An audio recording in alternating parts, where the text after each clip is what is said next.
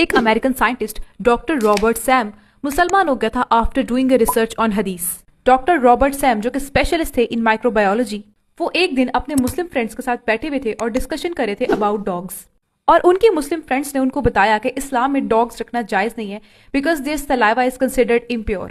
اور ساتھ انہوں نے رابرٹ کو نبی صلی اللہ علیہ وسلم کی ایک حدیث بھی سنائی جس میں یہ تھا، اگر تم میں سے کسی کے برتن کو کتا چاٹ لے تو اسے 7 مرتبہ دھوئیں اور پہلی بار مٹی سے دھوئیں۔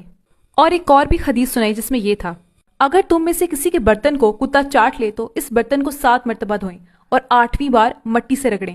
یہ حدیث سننے کے بعد رابرٹ چپ ہو گئے اور ان کے ذہن میں کوشچنز آنے لگے کہ اگر ڈاگ نے کسی آبجیکٹ کو اپنی زبان لگائی ہے تو اس کو 7 بار دھونے کا حکم کیوں دیا گیا ہے، اور پانی سے دھونے کے بعد مٹی سے دھونے کا کیوں کہا گیا ہے؟ And out of curiosity doctor Robert decided to test it. تو ڈاکٹر رابرٹ نے اپنے گھر کا ایک برتن لیا اور اس برتن کو ڈاگ کے سامنے رکھ دیا تاکہ وہ اسے چاٹے۔ اس کے بعد رابرٹ نے اس برتن کو 7 ٹائمز واش کیا وتھ سوپ اینڈ واٹر۔ پھر دھونے کے بعد رابرٹ نے اس برتن کو مائکروسکوپ سے چیک کیا اور وہ سرپرائز ہوئے یہ دیکھ کر کے ابھی بھی برتن پر ملینز آف بیکٹیریاز تھے۔ پھر ان کو یہ پتا چلا کہ صرف پانی اور صابن کے ساتھ دھونے سے یہ بیکٹیریاز نہیں جائیں گے۔ پھر وداؤٹ ڈیلیئنگ رابرٹ نے اس برتن کو مٹی سے دھویا جیسے کہ حدیث میں بتایا گیا تھا۔ پھر مٹی سے دھونے کے بعد دوبارہ جب اس برتن کو مائکروسکوپ سے چیک کیا گیا، رابرٹ واز سرپرائزڈ ٹو سی کہ کوئی بھی بیکٹیریا برتن پر باقی نہیں رہا تھا۔ یہاں پر سائنس نے بھی یہ پروف کیا ہے کہ مٹی میں اینٹی بایوٹکس اور ادر سبسٹانسز ہوتے ہیں جو کہ بیکٹیریاز کو ختم کر دیتے ہیں۔ یہ ڈسکور کرنے کے بعد رابرٹ کے ذہن میں یہ خیال آیا کہ ہاؤ پروفٹ ڈسکورڈ دس۔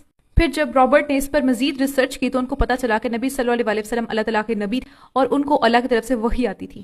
پھر اس کے بعد رابرٹ نے اسلام قبول کیا تھا۔